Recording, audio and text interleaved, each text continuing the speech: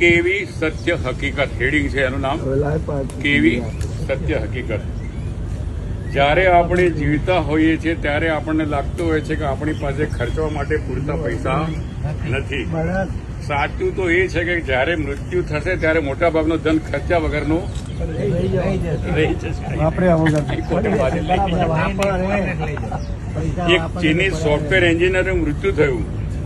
એ પોતાની વિધવા પત્ની માટે બેંકમાં $2.9 મિલિયન મૂકી ગયો. પછી પેલી વિધવાએ જવાન નોકર સાથે લગ્ન કરી લીધા.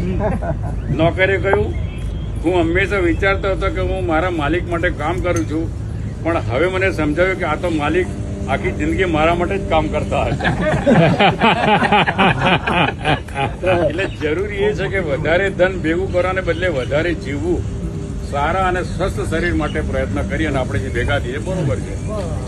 મોંઘા ફોનના 70% ફંક્શન બિનઉપયોગી રહી જાય છે. મોંઘી કારની 70% સ્પીડનો ઉપયોગ થતો જ નથી. આલીશાન મકાનનો 70% હિસ્સો હંમેશા આપણે ખાલી જ રહે છે, વાપરી શકતા નથી. પૂરા કબાટમાંથી 70% કપડા તો પડ્યા જ રહે છે, રિટાયર થવા પડ્યા જ રહેતા. પૂરા જીવનની કમાણીનો 70% હિસ્સો બીજા માટે રહી જાય છે. 70% ગુણોનો જીવનમાં ઉપયોગ પણ થતો નથી. પણ જે 30% વાપરી છે તે બી કેવી રીતે વાપરશો? જયારે સ્વસ્થ હોય તો જ વાપરી શકો ને. એટલે સ્વસ્થ હોય તો પણ નિયમિત ચેકઅપ કરાવો, તરસ ના હોય તો પણ પાણી પીતા રહો, પોતાના અહમનો ત્યાગ કરો, શક્તિશાળી હોય છતાં પણ સરળ અને સૌમ્ય રહો, ધનિક ના હો તો પણ પરિપૂર્ણ રહો, જીવનનો સાચો મતલબ સમજો. ભાગી જવું બહુ સહેલું છે, પણ જાગી જવું બહુ કઠિન છે.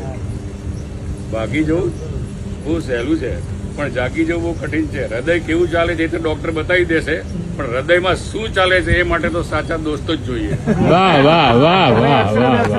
એમાં ના કામ કરે. બરાબર છે. એક વાર એક ઝૂંપડામાં ફૂલ ઠંડીમાં રાત્રે બે નાના છોકરા છાપા ઓઢીને સૂતા હતા બિચારા. એમની પાસે ઓઢવાનો ધાબળો નહોતો. એટલામાં એક છોકરાએ બીજા છોકરાને કહ્યું, જેમની પાસે ઓઢવા માટે છાપા નહીં હોય તેમનું બિચારાનું શું થતું હોય. જિંદગી કેવી જીવો છો તે નહીં, પણ જિંદગીમાં કેવું વિચારો છો એ મહત્વનું છે. સૌને પ્રેમ કરો, સૌનો ખ્યાલ રાખો, જીવનનો આનંદ લો, એકબીજા સાથે જોડાયેલા રહો. આ જ સાચું જીવન છે. જમાવટ તો જિંદગીમાં હોવી જોઈએ, બાકી બનાવટ તો આખી દુનિયામાં છે.